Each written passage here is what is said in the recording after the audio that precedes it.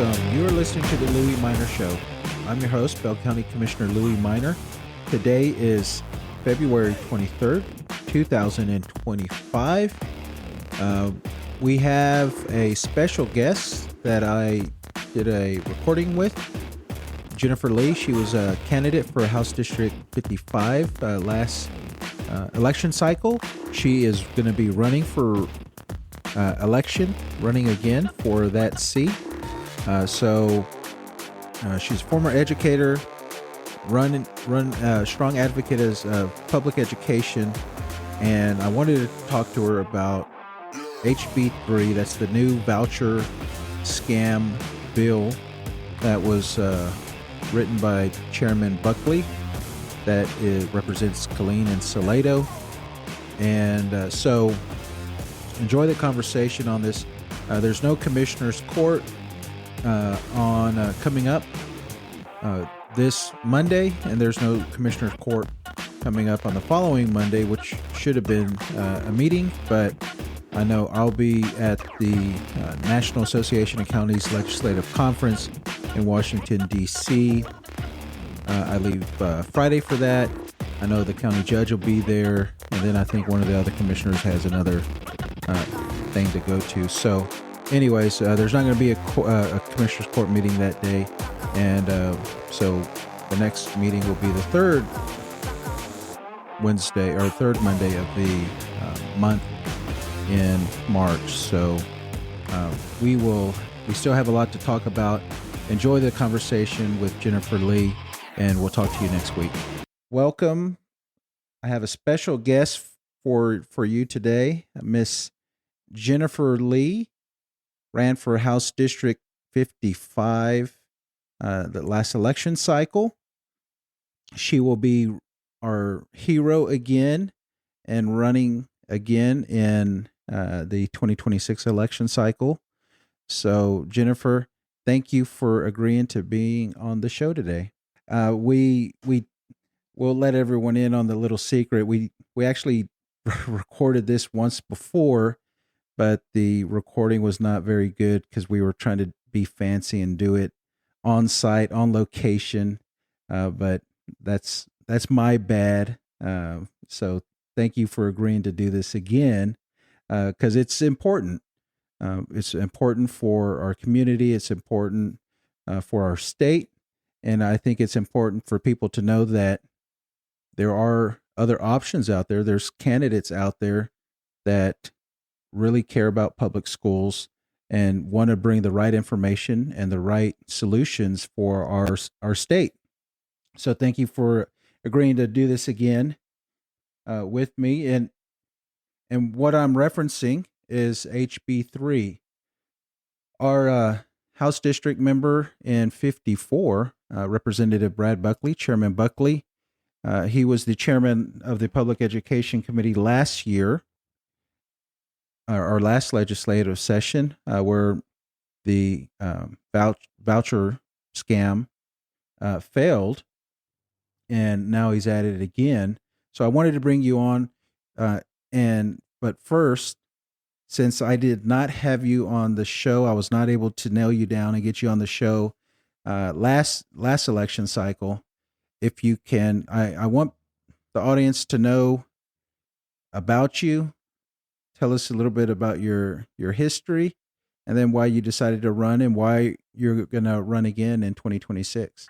All right. So thank you so much. I am a single parent to a fantastic 8-year-old, and I have, done what so many parents tend to do. I have been his coach for numerous sports, and I've coached so many children in our community. I've been a teacher for 13 years. I taught 11 years at Counteract High School, encouraging students to go into education, encouraging and teaching mentoring those future educators, because we need more folks going into the field. And then I decided I wanted a challenge, and I switched to elementary and taught 4th and 5th grade math intervention.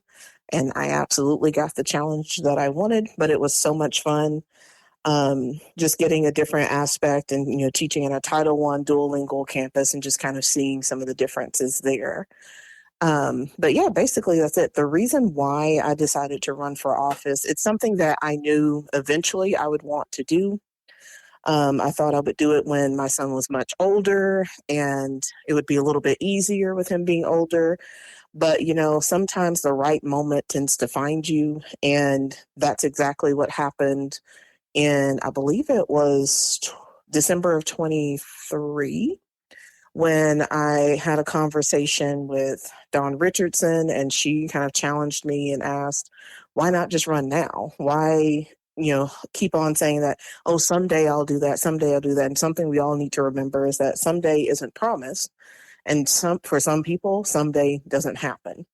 And so she challenged me, and then she kind of left it alone. But then I heard from Louis himself. And that conversation definitely made me think. It challenged me in a slightly different way. And I was reminded that, again, we can keep putting things off, but sometimes the need just kind of finds you. And so after that conversation, I got a few more phone calls. And I really started thinking, and I finally decided, you know what? I know we're super close to the deadline, and this was not in my plans initially, but the need is there. Somebody has to stand up for public education. We can't just lay down, and people deserve to have a choice on the ballot, a choice they can feel good about. I've been one of those people who, if there wasn't a candidate I liked on the ballot, I would undervote Mm-hmm. and just kind of continue down the ballot and move on. Because if I don't feel good about somebody, I'm not going to vote for them. But in this instance, with the legislation that was coming down the pipeline, and knowing where we were headed, and knowing that there was going to be a massive battle for kind of the soul of public education, I said, you know what? People deserve an option. People deserve to be able to vote for somebody that they know, who has a proven track record of caring about our public schools, who's been involved with our public schools, not just as a teacher, but as an advocate. I've been to the Capitol. I've, testified at hearings. I've spoken at school board meetings. I have been fighting for students and teachers for years. They deserve to have somebody that they can feel good about voting for on the ballot. It can't just be this one person and then they have no other options.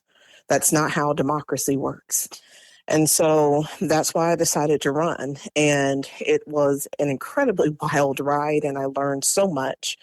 And I saw how many people really rose up and they care so much about the safety and well-being of our students sitting in classrooms. They care about those public schools. They want to save those Friday night lights. They want public schools. We want to support public education as a whole. That's what I found out. I know there's a lot of information saying, oh, no, everyone wants school choice. No, everyone wants public schools to be the choice. They want public schools to be well funded, well maintained, and well led. That's what people actually want when you actually get out and talk to a wide variety of people.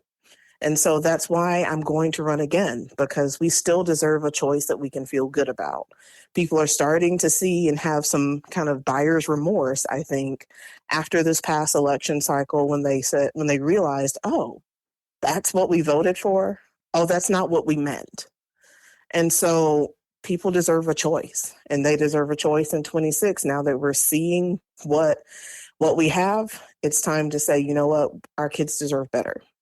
Right. And I think that if just last budget year, there was already schools talking about cutting budgets, cutting staff, and that's, to me, that was just a precursor of. And now the talk is about cutting librarians. Mm-hmm. On the cusp of, for years we've been talking about book banning, and the far right side keeps saying no one's banning books, as books keep disappearing off of shelves. No one's banning books, but yet entire bookcases are, swiped clean in classrooms and in libraries. And then you see this entire foolishness that comes out saying that, oh, the book banning thing that Joe Biden said, that was all a hoax. It was a big old hoax, even though we know that's not true. And we've heard numerous candidates, including the person who was elected to 55. We've heard them all say, well, these books just shouldn't be available. Well, if it's not available, that means that you're banning it. You're keeping it from other people. You're making decisions for parents. If Right. we want parent empowerment, parents should be able to make the decisions themselves. So tell us a little bit about you, where you grew up, where did all this passion and advocacy where did all this come from? So I grew up in the deep piney woods of Northeast Texas and graduated from Kilgore High School. And, my father worked in the oil field for about 40 years or so. And, something that few people realize about me is that one, my parents were married for 49 years and they did stay together until my father passed away in 2017. He had diabetes, had several complications, eventually went blind. He also suffered from dementia and Alzheimer's and numerous complications associated with lack of access to really great health care. Mm-hmm. And so watching my mom be his sole caretaker for a very long time, after both of them had actually been the caretaker for my grandfather, who had a similar fate, and just seeing that struggle and that ongoing battle and seeing how important it is to have access to really good health care, no matter where you are, even if you're way out in the country or if you're in a big city. That's one of those things that sticks with you. And it's so incredibly frustrating when I see people vote for folks who vote against their best interest. You will adamantly, defend somebody who is literally destroying everything that is important to you, and somebody who tells you to your face that they don't care about you, but you still vote for them because of whatever values you think they have. But, watching my parents struggle through the healthcare system definitely made me feel like we need somebody who's going to fight for the little people who don't always have time or the ability to fight for themselves, but also seeing the importance of having access to really great education and having it be an equitable education, meaning just because I live in the country, it shouldn't matter where I live and what my zip code is. Right. A really great education should be available to every child. And it should not come at a financial, downfall for parents. But that's because we have to invest in those public schools, those neighborhood schools. Totally agree with that. So, back when you first ran, initially, you were running against the incumbent, Hugh Shine, who had been there for quite some years, and I think that was, if I remember our conversations correctly, that was a little bit of your hesitation, but to running against an incumbent like that, and at some point in time, it might have been at the very beginning when we first spoke. I think I told you, like, hey, a lot of things can happen between now and the election. You never know what's going to happen, and something happened in that race that we didn't expect. Vouchers failed. They tried to push it in the last legislative session, and then the governor turned around and went after all the Republicans that voted against the voucher bill. And that's how we got Hillary Hicklin, who was on the November ballot with you, because the governor weighed in on this race and a handful of other races throughout the state and was able to knock off a lot of the Republicans, a lot of the incumbents. Interesting, though, he wasn't attacking those incumbents for not supporting their voucher bill. He was attacking Republicans for not being tough on the border. Those Mysteriously, all of a sudden. Yeah, and these are all the same Republicans that voted for everything he wanted for the border. So, it was definitely a lot of lies in that primary. But then when you had a run against now an open seat, how did that play into your thought process? Because obviously this person was pro voucher, going to vote for it. Sole purpose. Yeah, that's her mission, is to go down there and rubber stamp whatever the governor wants. And to me, it just seems like even now that she's just a parrot or a puppet, whichever P word you want to use, for the governor. So, Yes, uh, I totally agree with that. I saw, when, after the primary, when I saw who I was going to run against, I wasn't necessarily surprised, only because, when the governor sinks over $400,000 into a race, you would expect that to make a difference when he's using his powers to circumvent what might actually be the will of the people in the district. um, you kind of have to expect sort of the unexpected. And so after the primary, it just made me more determined because I saw what was going to happen. I saw how determined they were to push this thing through again, possibly against the will of the actual people. Um, to me, that's not how government is supposed to run. The governor should not be acting in a way that completely negates the voice of the people.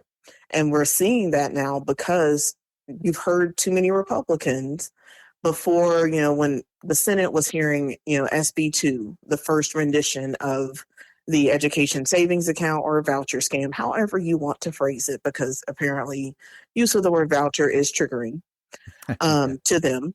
But, they started out saying, we already have the votes. And the same thing has happened now that HB3 has been rolled out. Burroughs has been quoted in saying, we already have the votes. And so they're approaching this in a way of that it's kind of like the parent who, when you're walking up to the store and you tell your kid, don't ask for anything, don't touch anything, don't climb on anything, just basically tell them, just mind your business because you're not going to get what you want. And that's the exact same vibe that we get from this. We already have the votes statement that we keep hearing before these hearings. And so it's deeply concerning that now it's no longer about, hey, the people are concerned, the people don't want this, because you're seeing people on both sides of the aisle come out of the woodworks to say that, hey, we don't want this. This is a scam. We don't want public education to suffer. We don't want whatever it is, what snake oil you're offering. mm-hmm. And yet, there's a smugness among those far right Republicans. We already have the votes. And Yeah, that kind of undertow of, we really don't have to listen to you, but we're just being nice. right. So, what I wanted to talk to you about is HB3. It was put out on Thursday. I think that was February 20th, Mm-hmm. by Chairman Buckley. Uh, Buckley is actually going to do 2 town halls in Bell County next week. One's going to be at a private or school Mm-hmm. in Killeen on Monday, and then the other one is going to be at Killeen or Salado ISD, their school Admin district building. admin building on Friday. So there's going to be opportunities for us to go and ask him questions. But he's the author of this new bill, and I wanted to go over it with you. I'm sure by now we've all had a chance to read it and go through it. And what it to me, what is the biggest takeaway from this $1 billion program that last legislative session there was only 500 million, but just in the year and a half it's ballooned to $1 billion. What is the biggest thing that sticks out to you on this current rendition?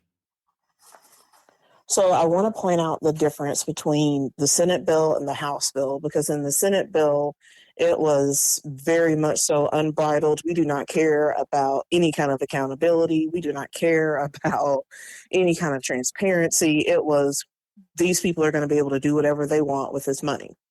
But the House bill did put in a little bit of a kind of some training wheel, so to speak. The House bill does say that there has to be accountability as far as what students are learning, but it's only to parents. Of course, there will be no public ratings for the private schools as there are for public schools. And one thing that really kind of stood out to me was when we talk about how the students are going to be tested. Because something that I don't think anybody has actually been hearing is when people are saying that, we want parents to be able to choose the best possible school for their child. No one's bragging about the academics of the private schools when they're saying that. Mm-hmm. All you hear is about the negative of public schools and what public schools aren't doing and how poorly, our kids can't read, they can't do math, they can't do this, but no one's actually saying, well, in the private schools, here's what the data says, here's where the academic progress is, here's how they're doing. I didn't hear any of that during the campaign. I haven't heard about private school students outperforming. So it's not like they're saying this is a significantly better option because they're doing so well academically. And I'm wondering, is that because they haven't been held accountable and there's not really any testing information available? Mm-hmm. Because there's also no transparency. But the new thing that I'm seeing now is that, yes, they will have to have an annual test of some sort, but it will be a norm reference test. And the difference between norm reference and what the STAR test does is norm reference means that they're being compared to other students within their age range in their grade. So they're nationwide, kind of, where is the average third grader? Where is the average fourth grader? How are you doing when you're comparing fourth graders? That's norm reference, and that's what they're saying they want from private schools. The STAR test, however, historically, it doesn't take too much Googling to find out. The STAR test has always been a thorn in the side of educators because we understand that it's not developmentally appropriate. The grade level for which the average STAR test is written does not actually reflect the grade level that takes the STAR test. So a third grade STAR test, reading test, may really secretly be at a fifth, even sixth grade level. There are times, even as educators, we're going through looking at sample tests that have been released or past tests that have been released, and we're looking and saying, even we are struggling to understand this. Mm-hmm. There was an infamous interview done by an author who had written something, one of the reading passages for the STAR test, and they went back and read the questions about their story, the story they wrote. They went back and read those questions, and they said, even I would struggle to get those wrong or get those right. Right. Even I can't fully understand what this is asking about the story I wrote. And so that's how we know the STAR test is really setting our students up to look like failures. It's setting our public schools up to look like they're failing, not to mention the fact that the target keeps moving. Every year, there's always a big ordeal when it comes to results coming out and, this school, did horribly, but the target moved. When you give us a target to work towards, something to keep in mind, saying, hey, just make sure that you're covering the following things. And then later on, you change that target. Or you decide, you look at the results and then say, retroactively, you know what, let's move it a little bit further. So where somebody might have been making 100 out of 100, now it's 100 out of 150 because you moved the bar. And that's what's been happening regularly to public schools in an attempt to make them look like they're not doing what they're supposed to be doing. So one thing that from the last legislative session, they were going to do $10,000 allotment per child going to these private schools. In this new HB3, it doesn't really put a dollar amount. I don't see a specified dollar amount in it, but it did say that they're going to kind of tie it to public school funding. So are they going to match? It's to me, it was still a little unclear. Do you know? Are they going to match whatever allotment is for public education into this voucher program, or is it still going to be the $10,000? The Senate bill said $10,000 plus an additional $1,500 if a student had special needs, and then $2,000 for homeschooling parents, and an extra $500 for student with special needs.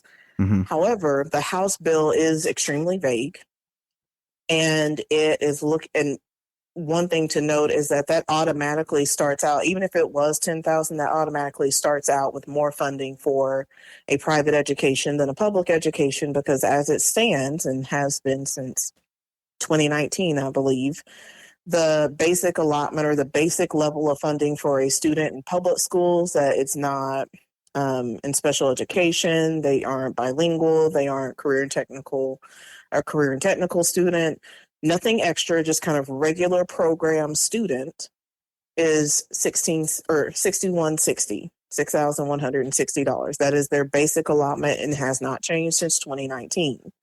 Right now, the conversation is moving that up to somewhere over 7,000, which it should have been that. It should have been going up with inflation all this time. Right. And so now there's a little bit of catch up that's happening, but because we waited so long with so much inflation, it's not really catching us up. It's not really doing as much as they thought, but that's still not the 10,000 number. The fact that we started out immediately saying you get more money to go to a private school is very, very unacceptable, because And we've never seen a fully funded public school in Texas. correct. And just to remind the listeners, what is Texas ranked in public education? It's like close to the bottom, right? 40 something. Well, it might be. It's a little bit higher than that. I'll give us some credit. We're, I think, 30th.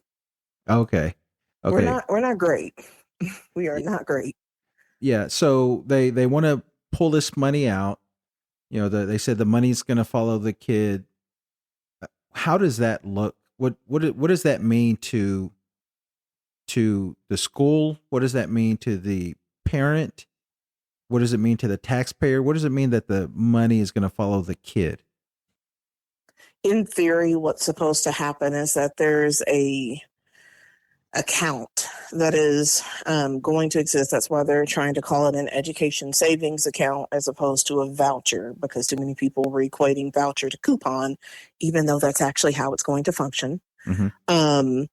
There's supposed to be an account, education savings account, where once you've applied and been accepted to the program, you will have money that you are going to be able to spend on approved educational expenses. And the approved part makes this look like a vendor bill, meaning they've already made some deals and had some conversations with some vendors, educational service vendors, and who they've already kind of made that agreement that you're going to be getting this money, you're going to be benefiting financially. So of course the lobbying from those vendors has been pretty serious. They're looking to get money. Their businesses looking to get money. They're finally going to be able to tap into money that could have been used for public education and normally may not have been available to them, because now there's an opportunity. They see the opportunity to get money from homeschoolers. They see the opportunity to get government money from private schools. And so we're looking at those approved vendor lists and saying, okay, that's where this money can be spent, only in those places. The one part that was kind of confusing about HB3 was it said the semester after your application is approved. Mm-hmm. So my question / possible understanding is, if I applied in the summer, let's say for example, or I applied in August, does that mean that in order to actually have a choice, meaning I want my child to go to this private school, do I have to wait a semester in order for them to enroll? Or do I need to, is it kind of a go ahead and enroll in this private school, foot the bill up front, and then later you'll get some money to possibly either reimburse or pay for a second semester? Yeah. In which case that destroys the whole idea of you've given me school choice, because I can't foot the bill for 13,000 in the fall. Yeah. There's a lot of questions that need to be asked. It's obviously not the right thing to do for kids. You know, you got to take into account transportation needs. Um, you know, to me, that's a big one. You know, if and the qualifications to get into or the private school voucher program, nowhere else in government is $160,000, $150,000 considered like low income for the purposes of qualification for this program. So to me, that was a big red flag. And in last legislative session, with their voucher program, they were trying to do a carve out for rural school districts. 254 counties in the state of Texas.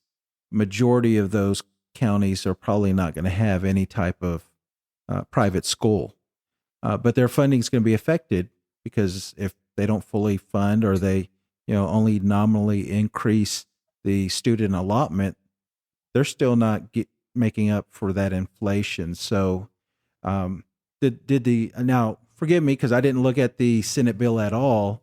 Do they have any rural carve outs in the Senate bill? Absolutely not. Okay, so yeah, this is something that's definitely geared for the bigger cities, the urban areas of the state, and I would imagine most of those are going to be in the Texas Triangle. That will be benefiting the wealthy families that are going to be benefiting from that.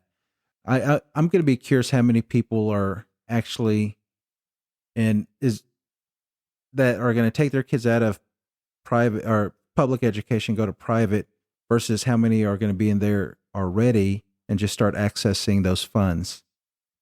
And my concern with that is, one, if you think about it in terms of private schools have not been asked to change anything. Mm-hmm. They really haven't been asked to change anything about their admission process. There was one small caveat in the Senate bill, and I can't remember if it was in the House bill as well, that they couldn't raise their tuition for a student who is in the program. So once you become a voucher student at that private school, your tuition can't be raised. But they're still able to screen. They're still able to get an application, do an interview with the family, and screen who they take. They can very easily deny a student or a family based on literally anything they want to. There's been no call to make private schools be transparent financially to the public, because once you start taking public dollars, I'm under the belief that you should have public accountability, meaning I deserve to know how is, Holy Trinity Catholic School doing compared to the nearest elementary school, public elementary school. I should be able to see the ratings of those schools as compared to the public school. But you also can't have that comparison because they're not going to be taking the same test. So that prevents a direct comparison. Is it safe to say that most of these private schools are religious private schools? Okay. And can you remind the audience of the history of private schools and vouchers and kind of how all this started? I would love to. Okay. So, we are in Black History Month, and vouchers have actually been a topic among many Black history circles, where we're talking about teaching our children their history. And shortly after Brown versus Board of Education, when the decision was handed down by the Supreme Court that schools had to start integrating, desegregation became the law of the land. Everybody has to integrate. There were a lot of non-Black and brown people who were opposed to being forced to have their child in the same classroom with a Black or brown student, or potentially even a Black or brown teacher. And so the voucher program became a means of, and all of a sudden private schools popped up where there weren't really any before. Suddenly we had private schools popping up all over the state as a place for white students to go. White families could take their students there to get them away from Black and brown students and get them away from integration. Mm-hmm. So vouchers acted similar to the way they are now, in a means of, here, we're going to give you money, a coupon, and you're going to be able to take your child out of that school and send them to a school where we can screen who comes in. And because it's private, we have complete say over who gets to be in those classrooms and who gets to be the teacher. And so that's how vouchers got that started, rooted in racism. No doubt, no doubt. I in all the testimony and everything that I hear the pro voucher side say, I just hear them say that all these other states have it. Why don't we have it? I I don't really hear them talk about success stories in these other states. Like, you know, what state have they pointed to that, hey, this state is getting it right, so let's, let Texas, we want to be like this state. I haven't heard that. I haven't heard that either. I know we were trying to copy Arizona, but then Arizona, well, that whole budget for vouchers exploded to the point where they can barely afford water. They can barely afford roads. They can't afford much of anything else other than trying to patch the hemorrhaging voucher budget that they have going on. I will point out what I found very interesting as I waited 10 hours to testify to the Senate, is that they brought in two people from out of state. One was from Florida and one was from North Carolina to testify. They were students who received vouchers in those states, and they gave very touching stories and speeches about how if they hadn't had a voucher, they would have had to go to that failing public school. And to me, it was odd that they had people come in from other states to talk about how vouchers were great. Mm-hmm. And the one from Florida, well, actually both Florida and North Carolina, I believe ranked below Texas in their K-12 public education system. Hmm. And so for me, it says you didn't fund those schools there and give people a real choice. But the people that, if you look at the invited testimonies for the Senate and for the House, because there's a list of the invited testimony for the House bill, they're all pro voucher, pro public or private school entities. They're all people who would benefit financially from vouchers being put into place. You don't have TSTA, you don't have AFT, you don't have any of the public school teacher organizations as an invited testimony. Mm, mm. There was a big push from school districts last legislative session to go against the voucher program. Seemed like they're kind of silent now. Why is that, you think?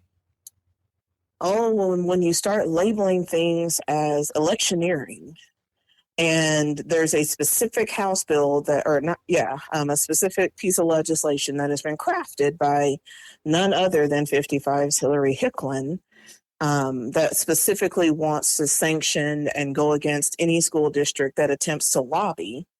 Mm-hmm. People start to get real quiet. When you start threatening jobs and continuing to threaten funding that hasn't even come, people start to get quiet. So think about how the position that public schools are being put in, that they can no longer advocate for the needs of 5.5 million Texas children who go to public schools. Roughly 90% of kiddos in Texas go to a public school. Think about what that means, that those schools can no longer advocate for the vast majority of the kiddos in the state. What kind of people want to silence folks who are fighting for most of the children in the state? You Right. can't say you're pro-children, but you want to silence anyone who stands up for them. Yeah, no, it's definitely a slippery slope that we're going down. And if we let this genie out of the bottle, can we ever put it back in? I don't think we can, only because, something that's happened before is I'm concerned that this would become an unfunded mandate, because right now Abbott and his cronies are moving heaven and earth to have this money readily available for the voucher scheme. And that's, driven in large part by, the West Texas billionaires, and some other private interests throughout the nation, because this is a push from not only, at the state level, but also up top, because Trump is also very much so pro Mm-hmm. privatizing education. And so, I don't think we're going to be able to walk this back easily. So say, for example, we flip the House, in 26. That's a lot of having to go through and retract and figure out how do we've started families down this path, and now we're trying to take money away from people. And that's incredibly difficult to do, especially when you look at, if private schools have really become, because the legislation saying that there can be no lobbying is only against public schools. Mm-hmm. So private schools will be free to lobby as much as they want to have more money. Public schools, we would have to go ahead and repeal any legislation that basically places a gag order for them. I don't think that we can undo the damage that will be done to public schools in one legislative session. Right. Well, I think if vouchers get out of the genie bottle, an easy fix without repealing everything is just to add so many requirements and reporting and strings and testing that they wouldn't want that oversight. So I think we should have a lot of oversight, and where kids are involved and public dollars are involved and education is involved. I will say I'm very proud of the fact that I've always been a huge supporter of homeschooling, because I do believe parents can be excellent teachers for their own children. Mm-hmm. And homeschoolers, by and large, have been opposed to having the voucher because they don't want that privacy of, they pull their child out of public education. They pull their child out of a private school for a reason. They don't want government insight. They don't want the government in their home telling them what they can teach their child in their home. So Right. I appreciate the homeschool co-ops and everybody who stood up and said, no, we don't want this. This is ridiculous. Mm-hmm. Well, let's start wrapping it up. It's already been almost 40 minutes, over 40 minutes now. Is there anything else that you feel compelled to say about HB3? I think more people have got to start really calling their representative, even if you know that they've been bought and paid for and will vote for the vouchers every single time, no matter how much it's going to hurt their community and Texas children. You still have to make your voice heard. You still have to speak up, because they're counting on us eventually getting tired. Mm-hmm. They're counting on us eventually just being quiet and saying there's no point, throwing up our hands and sitting down, and we can't do that. We can't give up on public education. We can't give up on all of our kiddos here in Texas who deserve to have a well-funded public school to go to. That should be the choice that we all have. So we cannot give up. And we also have to make sure we get out and vote. I agree. And if someone wants to find out more about Jennifer Lee for HD 55, where can they go to get more information on you? They can go to my campaign Facebook page, which is Jennifer Lee for HD 55. They can also visit my Instagram, Jennifer and the number 4 Texas.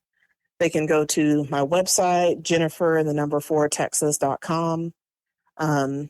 Those are all fantastic ways to reach out, connect. I know on the Facebook page, it has a little bit more contact information as well, like an email and I believe even a phone number.